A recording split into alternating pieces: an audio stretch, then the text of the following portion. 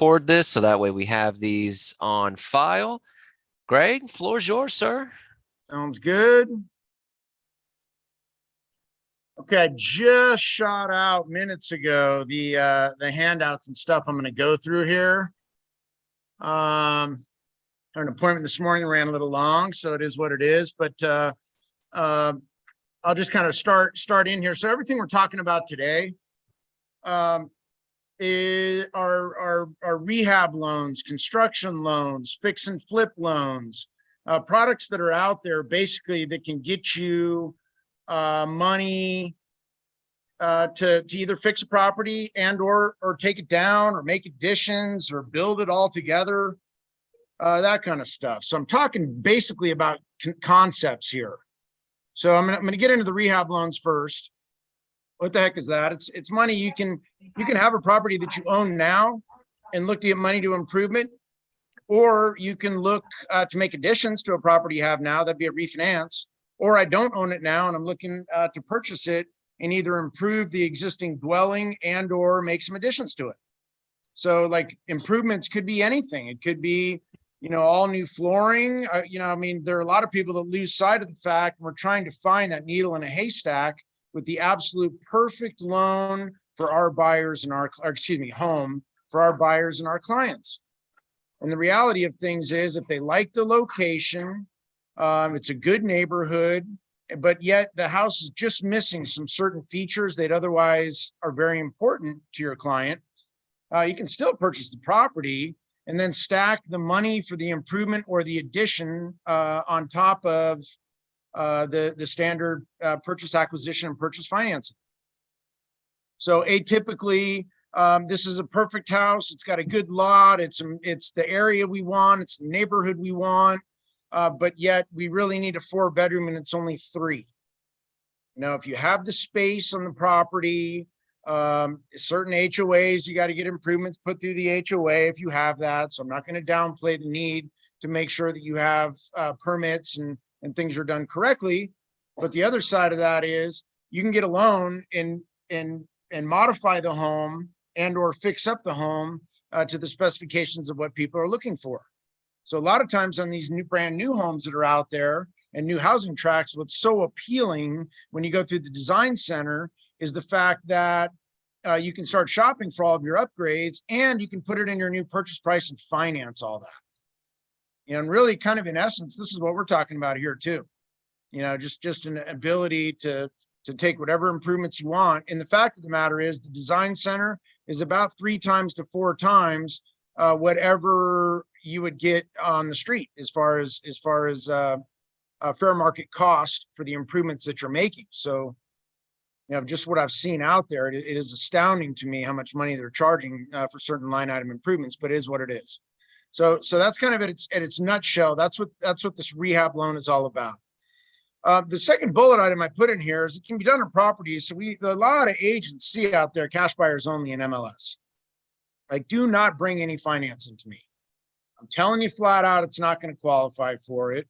I'm being upfront with you. I'm trying to facilitate the process. It's never going to appraise. The house is beat to death.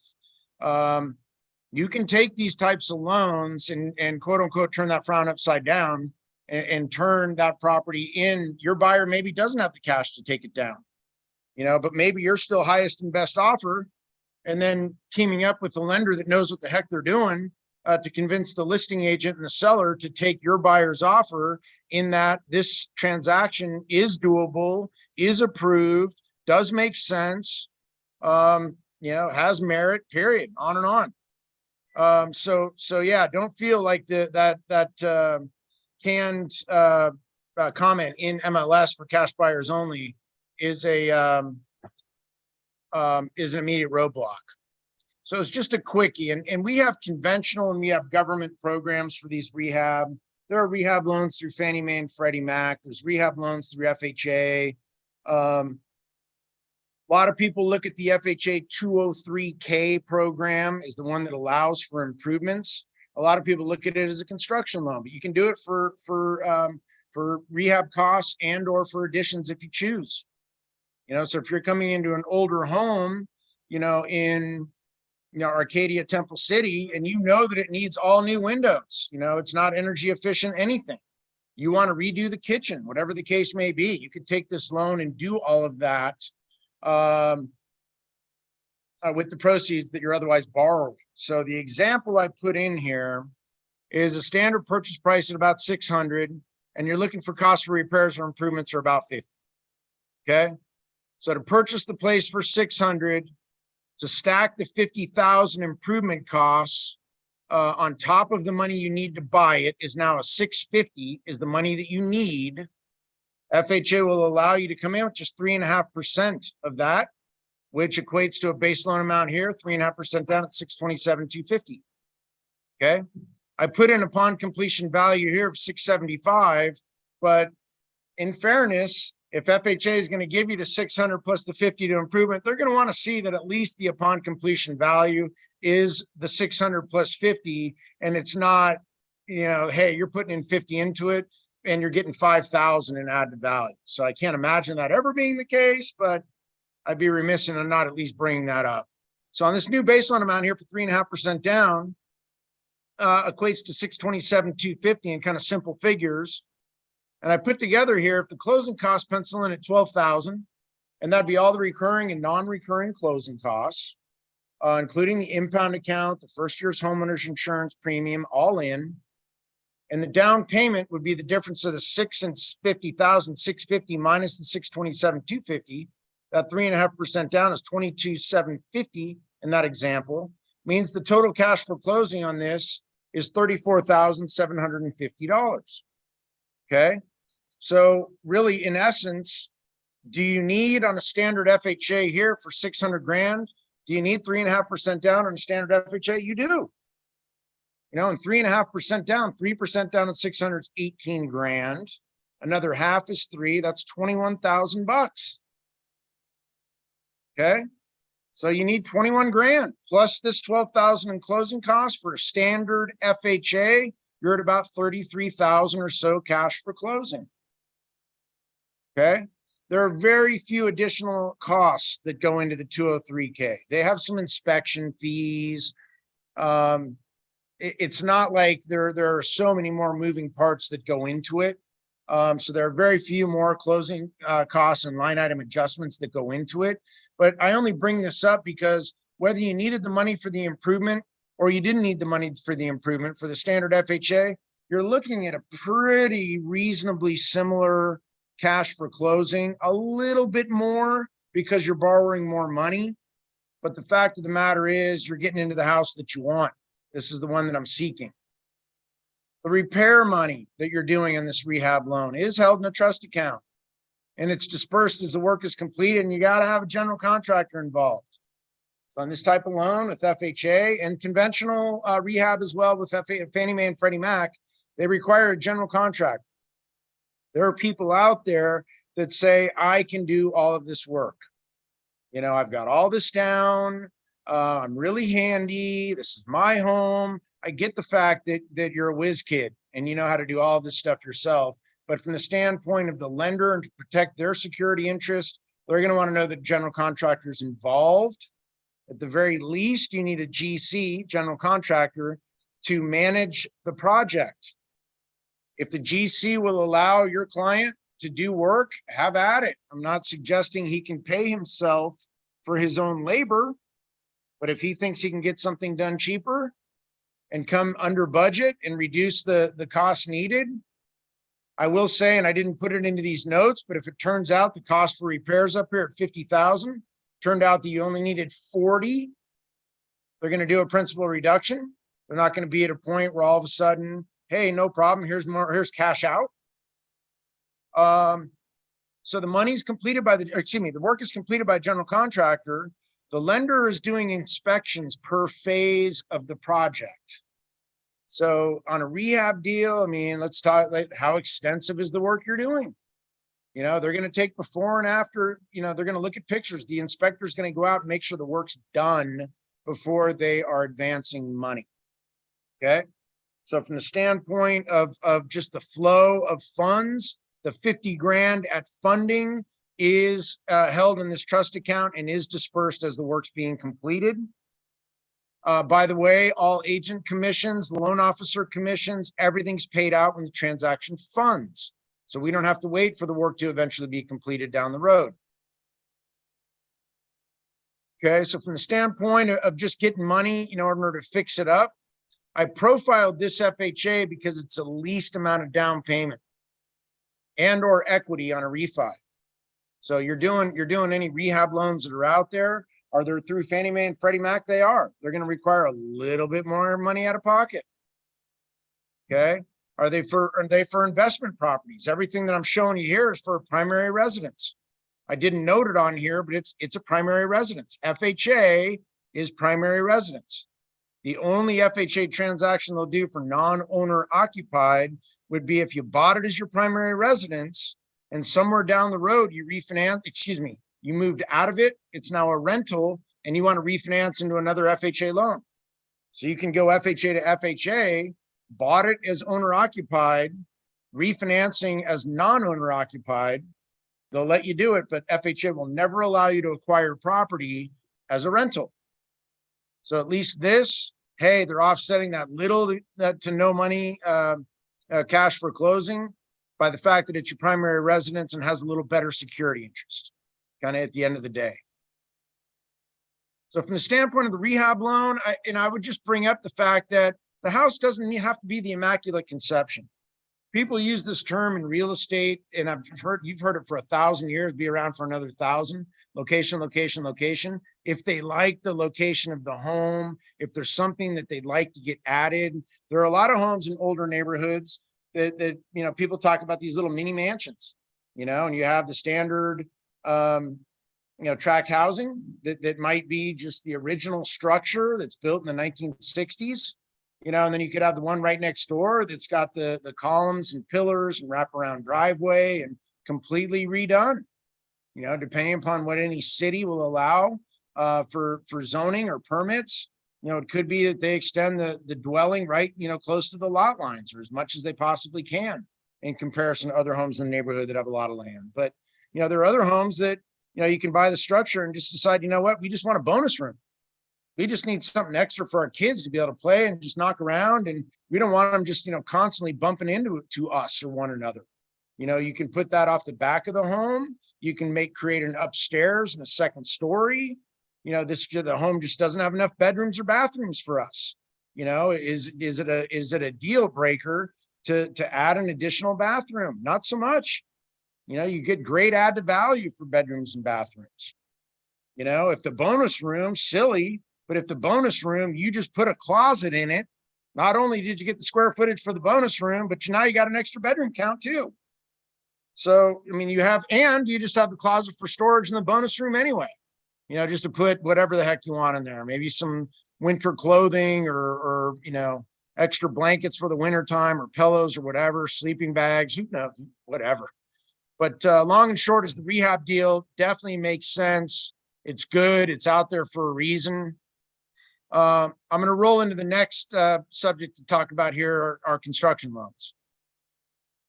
And you can do a construction loan for a purchaser or refinance as well. So what the heck is a refi? How does that work? If I want to build, what am I refinancing? It just means you already own the land. And I'm just utilizing the land I already own and I want to build on it. And then I've talked about here at the end of our construction loan piece, if I already own the land, how does that work? Or what does that mean to me? Does it benefit me? Like what goes into that? Because there are a host of people out there that speculate on land, that purchase land and then sit on it, may develop it down the road, might not be when they purchased or acquired the land. Maybe they're ready to go all in and immediately develop it. They didn't have the wherewithal. It was enough for me to just purchase it, and take it down, period. But so the purchase for a construction loan means that we don't own the land. Okay. So that's the only difference with purchase and refi, and you can use it to build a home. So atypical, what we call stick built, which is a standard framed house, or you can do it and I say complete the manufactured home process because really, in essence, the construction loan for a manufactured home, because the home is already prefabricated away from the property. So if you have a double wide and all of a sudden you see these big rig trailers, rolling down the highway with manufactured homes and the wide load, and they got the tracker, vehicles and the leading the front and the back of the tow, inevitably you're looking at half the house. The double wide is so wide, they get it to the site and they basically put it together and seal it. But to quote unquote complete the manufactured home process, your standard stick built home, you're going to need to create a pad. You got to have something to build on. They're not going to just be like, oh, let's just put it in the dirt over there in the corner of the lot. So you're going to need to create, same with the manufactured home. You're going to need to create a pad with either the stick built or the manufactured home. Either there are utilities already to the site, or we need to create utilities for the property. So there are folks out there. It'd be so wonderful to get this property out in the wine country or up in the mountains, and it's just so scenic and peaceful. Well, that's great. But if you have no utilities, no city water, no city sewer, then you're looking at the cost that goes into, I got to create a well for my water. And I got to create a septic tank for the sewer system. You're probably going to be looking at the propane as well. So it just comes down to what's there. If you have and purchase property where all of the city utilities and services are at the site, it's a lot cheaper to just basically drag them to the place you need on your property, where you're going to be able to be constructing the home or putting in the manufactured home in comparison. But it's all relative, and I've said it once, I said it 1,000 times. It's not my dream. I'm basically living vicariously through every client. Whatever it is that they want to accomplish, I'm all for it. I'm your biggest cheerleader as far as putting it together for you. So that's kind of the snapshot of just the construction, manufacturing, just, the process itself. What's a little unique about the construction loans, and I address it in here, this whole threefold approval process. What the hell's that? It means the borrower needs to be approved to repay the money. So just like any other loan, you need to have the borrower approved. The project itself all needs to get project approval. So I didn't address it because it's not maybe quite as prominent with construction loans as with rehab. So you can't be at a point where, what would be an example? I'm overstating the cost for materials and hoping to maybe get a kickback from the builder or who's ever running the money through that job. So example would be, I'm putting in a front door, and my front door to my home is going to be $20,000. From the lender standpoint, they're going to look at it like, what is the composition of the front door that's going to warrant a $20,000 price tag? And it could be anything. I'm putting in a standard toilet from Home Depot or Lowe's, and it's going to cost $10,000. They'd be like, I don't know. So they are going to be looking at whatever your costs that go into it and make sure they're reasonable. Underwriters in these types of loans are pretty sharp. And they got the big contractors cost book that come from a lot of these big stores like Home Depot and the like. So they can look in price point. If you're telling the composition of a particular type of roof, they'd be able to look, and they're going to see the size of the roof, based on your construction cost breakdown. They're going to see whatever your materials are, and they're going to make sure that things are somewhat in line. So the project also has to be conforming for the area. It's not like, oh, I want to build an 8-story structure in Pasadena, California. I dare say you'd be able to get the permits for it. But let's talk about some area in like an unincorporated area. I'm in unincorporated Riverside County. Can I maybe sneak one by somebody and put in a 6, 7, 8-story building? The reality from the lender standpoint is they're going to want to make sure it's conforming for the area. And if they don't have comps for something like that, they're not going to move forward on it. The builder also needs to have approval on a construction loan. So the notion that what's the big deal? Any builder, a builder's a builder. They're licensed to build. It should be okay.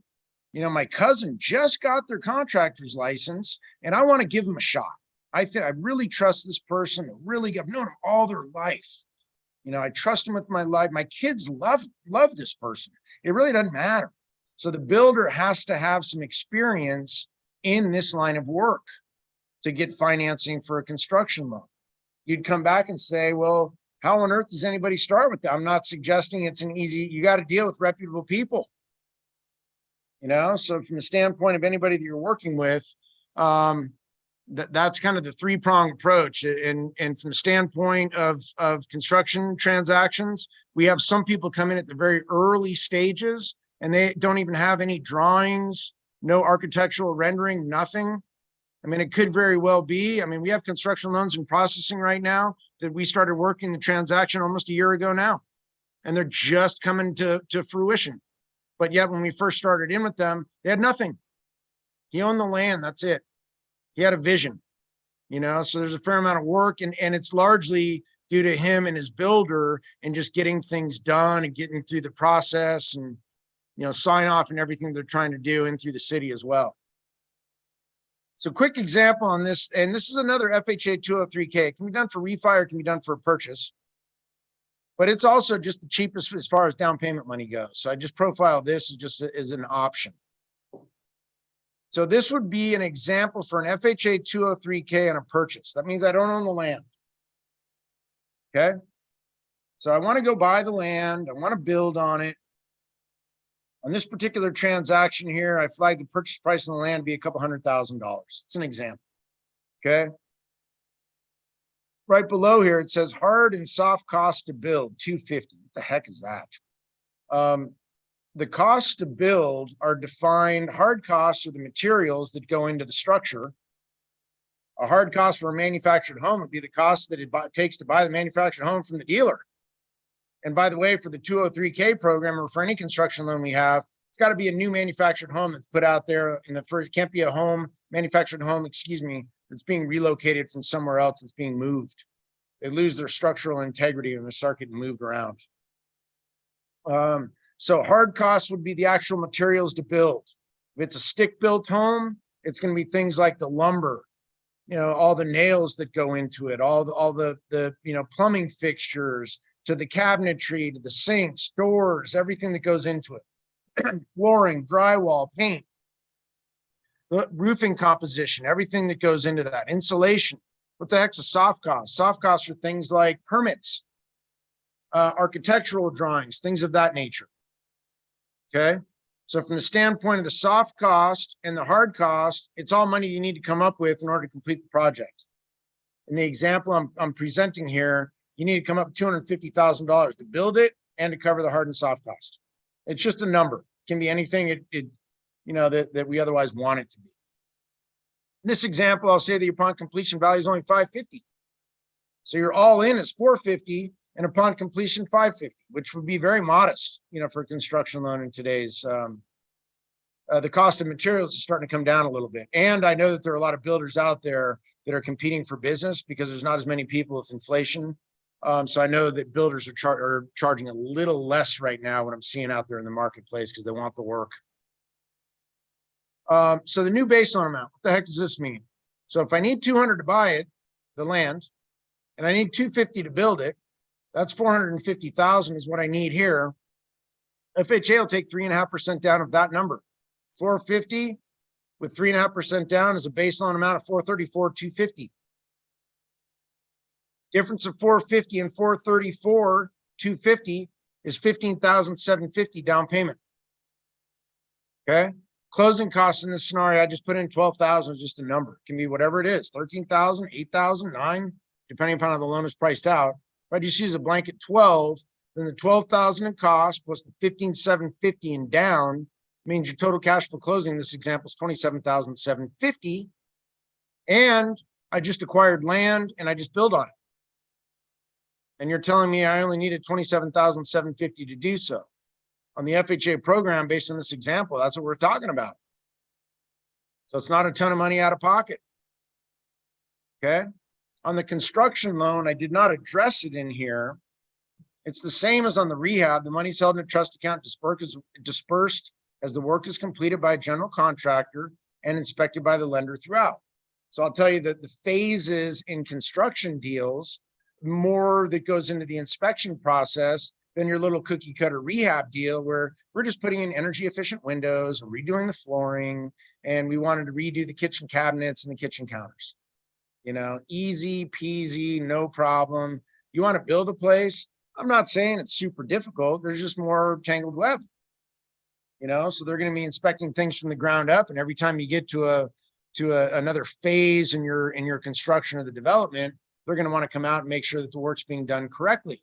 They're not going to get to a point where you've already put in the drywall and then say, we forgot to look at the plumbing and the electrical, and we're going to have to rip this stuff out. We're going to make sure all that stuff is in order and correct prior to advancing money for that phase, prior to you rolling into the next phase of the job.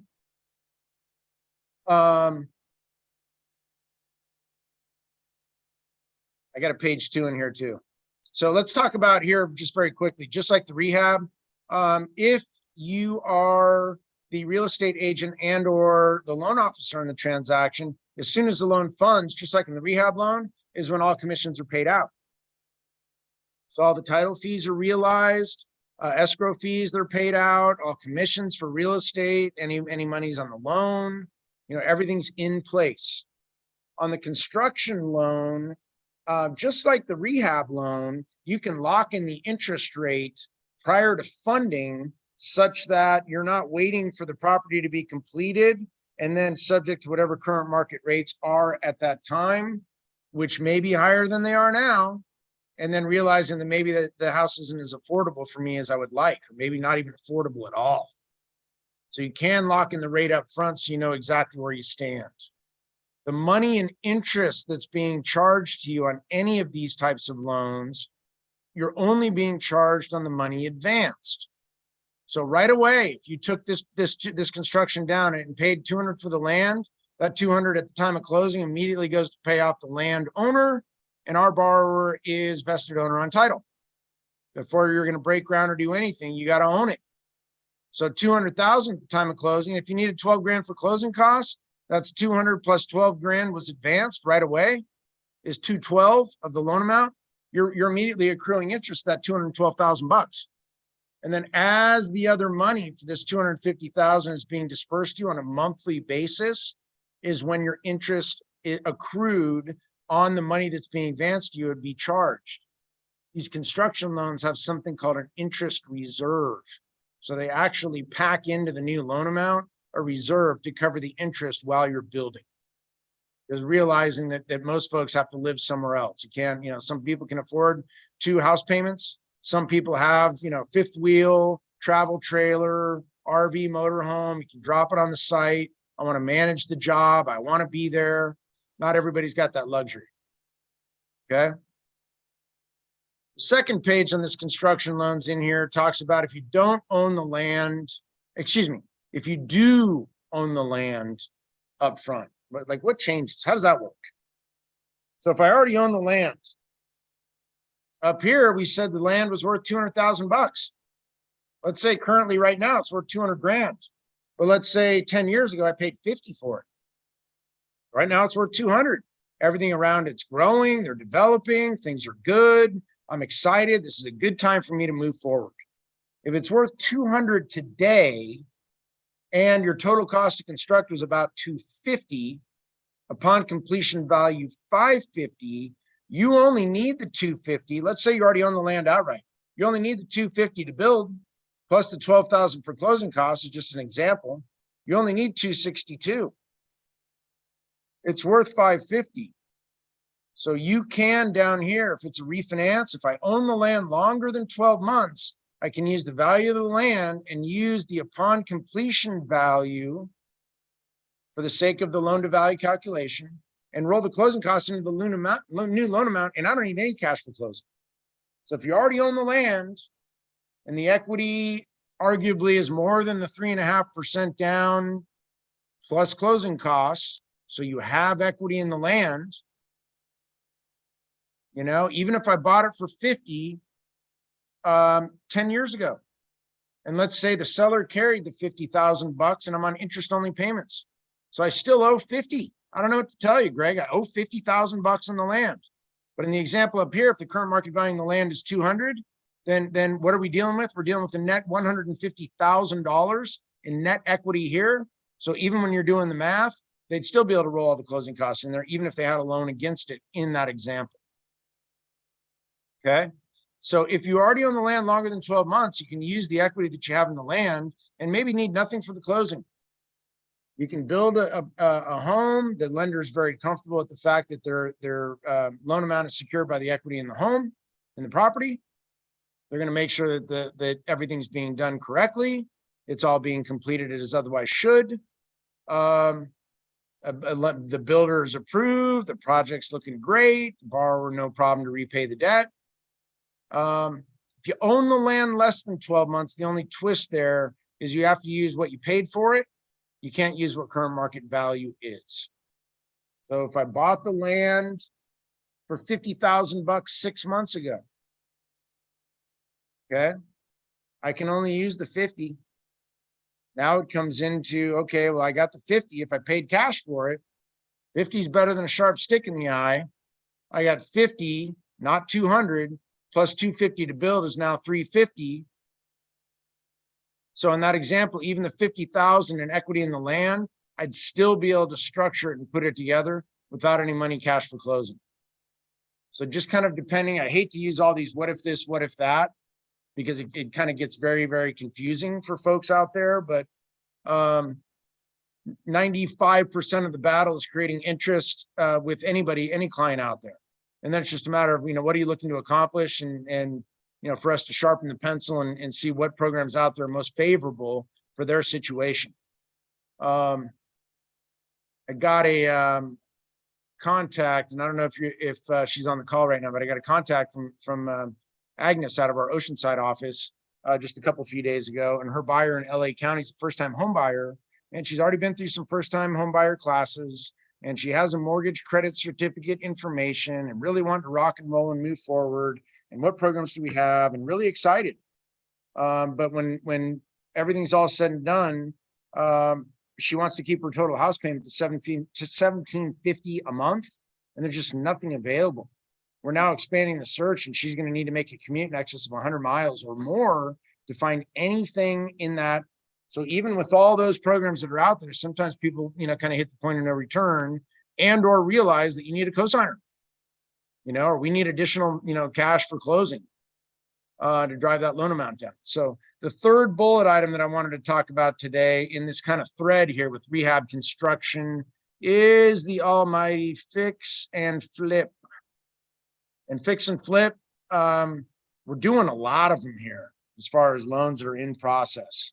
And I say a lot, represents a pretty good, I think in the month of January, we did funded four fix and flips, and have more that are in loan processing right now. But yeah, it's a viable product. The fix and flip is for investment properties. So what the heck is this? It's utilized for purchase transactions to acquire property with money for rehab cost finance as well. Average term in these is 6 to 12 months. Most of the lenders in these fix and flip want to get the heck out of there in 6 months. So I'm not looking to tie up the money for long. I'll give you the money. We'll allow you to acquire the property. I'd like to think that you're able to sell it and take me out of the money I advanced to you sooner than later. Okay. So it's not a long-term play. Hence the term flip. But on the example on this one, okay, if the purchase price is 500 grand, and let's say the rehab cost is 50 grand. Okay. Oh, that should be an L there. Sorry for that typo.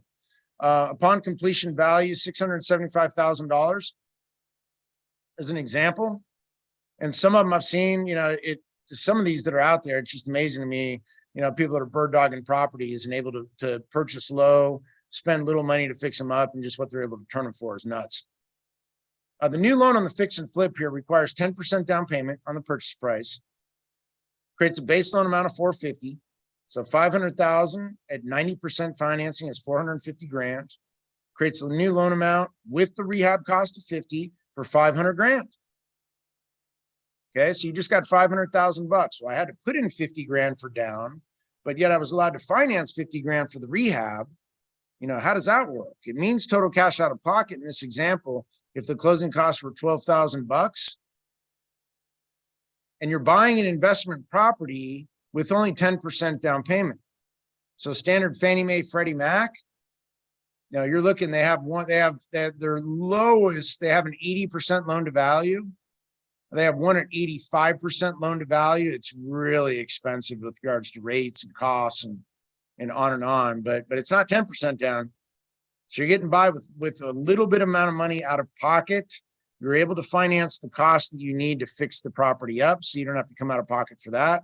In this case, if your total cash to close, your closing cost for 12 grand, the 50 grand for down payment, plus the 12,000 cash to close is 62 grand is what you need to take down this investment property.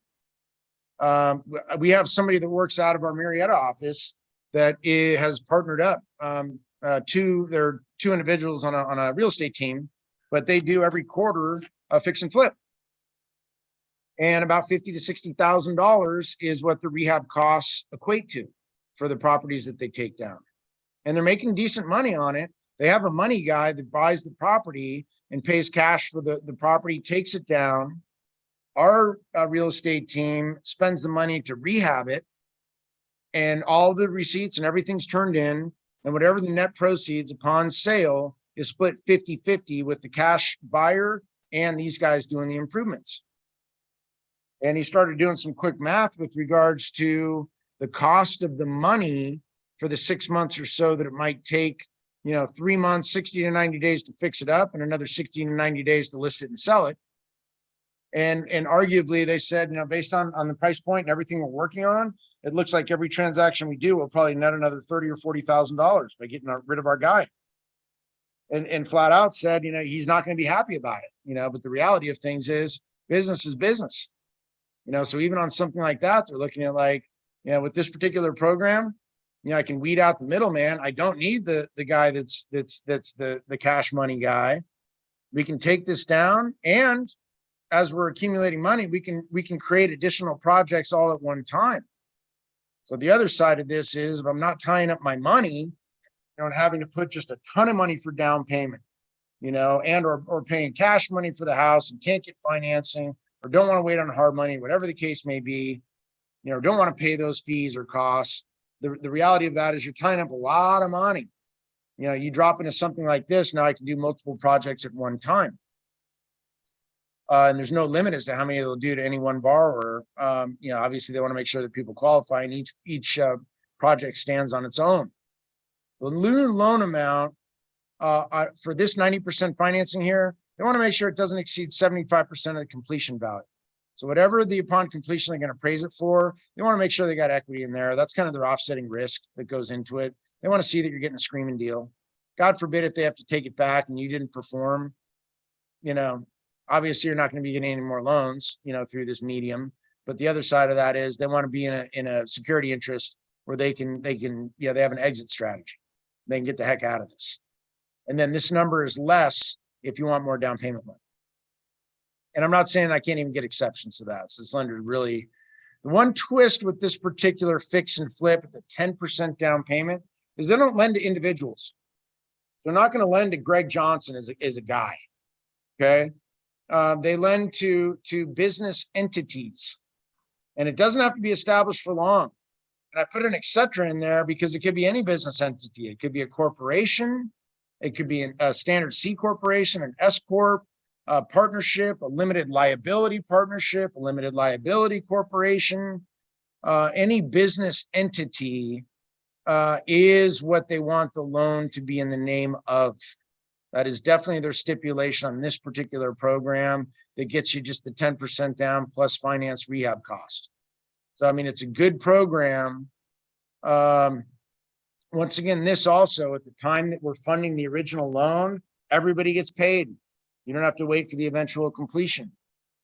They're looking for people, and from the standpoint of the 10% down, it's going to be better credit qualifying individuals. So your score is going to be in the 700s. You have people in the scores in the 600s. They're going to offset the risk with the lower score and asking for more money based on the purchase price.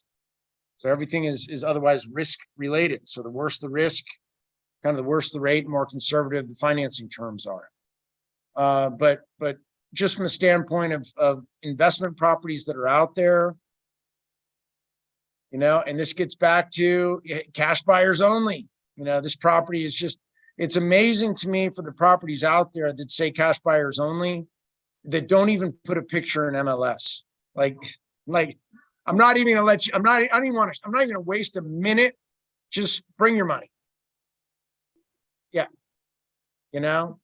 Yeah. Or just, it's not a, it's not to be, and it might be that you need the lender that you're teaming up with to be talking to the listing agent to ensure that this is the real deal. This is not some pie in the sky. Everybody wants things to be really simple, very easy, no contingencies, no additional anything, no subject to completion, something, whatever, but the reality of things is, if you want to sell the property, you have an active buyer, you can hold out and wait for the immaculate conception, for the cash buyer. Most cash buyers that are out there are not going to pay anywhere close to your asking price. I think we all realize that. Maybe the person on the fix and flip, the rehab, something on this nature, maybe they're gonna, offer you a little closer than the cash buyer would to your asking price. Maybe it's a buyer, period. Maybe everybody else in the cash buyer is like, just way too much. That's out there. And we all see properties that come across our desk on an ongoing basis.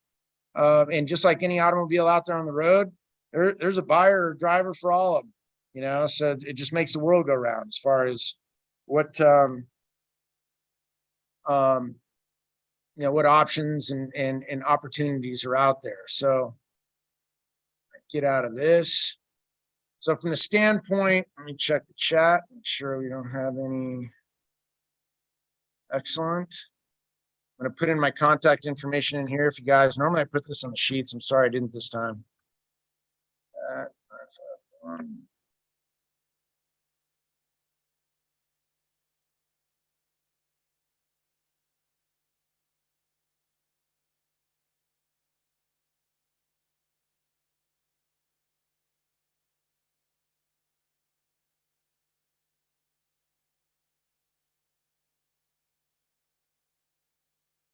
Yeah, so from the standpoint of just like I say, of anything that's out there, it's just another iron in the fire, and so much of the time we wait for clients to tell us what they want, in comparison to listening to what they're seeking and maybe coming up with a plan B. Well, they didn't say they wanted a construction loan. They didn't say they wanted to jump through these other hoops. They want to find the perfect needle in a haystack. I'm not suggesting it may be out there. You can continue to look for a home that meets every single feature that the client is seeking, or you can introduce, this particular product or program. For a lot of investor groups that are out there, and how people are accumulating wealth, it is amazing. There are people that I'm working on this fix and flip, that are turning upwards of and doing multiple of these, but turning like $200,000 to $250,000 a quarter in net profits. I'm seeing the final settlement statements, seeing the deposits that are going into their bank accounts, and they're working in LA and Orange County. It's not like they're working on these small little, rehab homes or things on a smaller scale. They're definitely extending themselves, but you get yourself into an investor that, who wouldn't like a client that is purchasing a property through you, every 3 months? Like, what can I do to accommodate? It's how many stinking Starbucks gift cards do you need?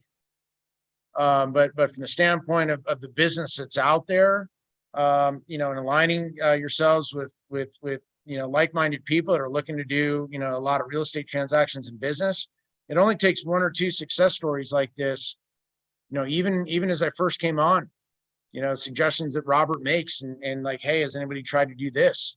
It takes 1 or 2 success stories, and all of a sudden, that almighty success breeds success, and people are jumping on the bandwagon. We've had folks recently just start to learn, and I'll address this in the next month training session, but the almighty reverse mortgage product. I'm like, oh my gosh, I had no idea. It really just comes down to what is somebody looking to accomplish? Let's put it down on paper, and what are the best options for them? Let's talk about everything. Might be something that they never saw coming that they would otherwise gravitate to. So all of these rehab, construction, fix and flip, they're probably going to be in the 45, maybe 60 day on the lending side. Anybody that comes in on these programs with me and wants to do a 21-day escrow, as soon as the offer is accepted, I would be the first one to go back and tell you, I don't think that's reasonable. I had one last month that came back and I said, I think we need to extend immediately. You can wait, for the inevitable, but it's a ticking time bomb. And as it stands right now, the quicker I'd rather shoot straight with you than already know that you're setting yourself up for failure. So even just readdressing that up front, I think most people in our industry appreciate the truth, is uncomfortable as it may be at times. And I think most people realize, like, hey, shoot straight with me, I'll shoot straight with you. And I'd rather set realistic expectations and then work within those and come out like a shining star than bait and switch you or lowball you and set unrealistic expectations, and you're frustrated or hating me throughout, or incurring additional cost on a per diem to keep the escrow open. And we have a handful of those types of transactions working right now too, that it just gets increasingly more expensive. But that's the extent of the info and content I have on those for today. You guys got any other questions or comments or anything you want to address?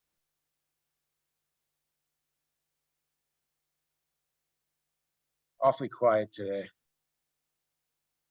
You guys enjoyed your Valentine's Day last night. Had all those rich chocolate cake and cheesecake desserts. Feeling a little sluggish. I think so. I think you nailed it. Yeah, I'm always here. So as much as I put my contact information in here for those of you that are reaching out, I did, and I really appreciate it. And I'll bring it up because I'm not saying things don't slip through the cracks. Yeah, I have people that have emailed me and hey, I had a call yesterday that, and I remember the context of the email and I remember the reply. If sometimes email is a disconnect. If for any reason I'm not getting back to you, feel free to reach out. I really appreciate the follow-up. Without even naming names, but came back and said, hey, I emailed you and I didn't hear back. I'm like, whoa. Immediately, rerouted everything, but I'll jump in, all in. Even people that hit us Sunday during Super Bowl, I really need somebody to call this customer right away. Rather than me pitch it out to anybody else, I was on the phone immediately. Stepped outside. I was at a family gathering, but stepped outside. Got everything knocked out. I did pitch it off to one of our other loan officers to get everything rocking and rolling. But yeah, I'll make every effort to reply as quickly as I possibly can with anything you got going on. So I appreciate you guys. Linda, I'll look out for your call.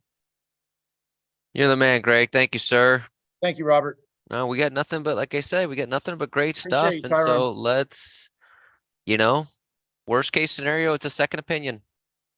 But have your clients look at two different options, even, no matter what it is. Could be something better. Could not be, but it's worth a second opinion. All right. Good job. Good stuff.